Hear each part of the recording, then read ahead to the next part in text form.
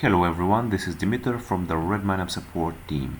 In this video demonstration, I'm going to show you how to install the People plugin of RedmineUP. The first thing before starting is that you have to download the very latest Pro version via your license manager. In our situation, it is Redmine People 162 Pro. Also, if you would like, you could download the light free version that could be done via our site.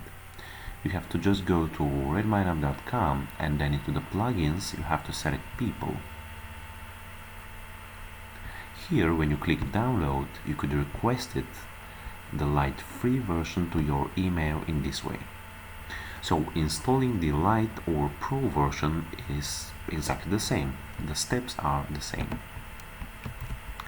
Okay, so we have a Redmine here that we do not have People installed. Now we are going to see how it will happen. So when you when you download the zip file, you have to extract it here. Afterward, you have to copy the inner folder. It is Redmine/People. Afterward, you have to go to your core Redmine folder, which in our case is Redmine 50. And then find the plugins folder and then paste it there.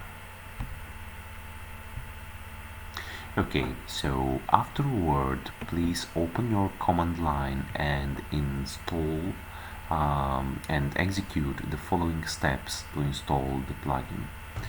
Firstly, please type bundle install. This will install all the required gems for this People plugin to be able to work.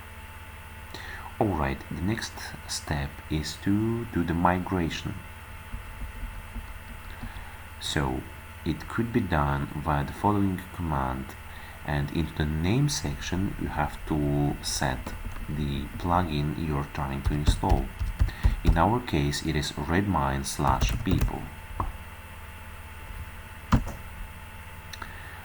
These are just warnings for developers, so you could just skip them.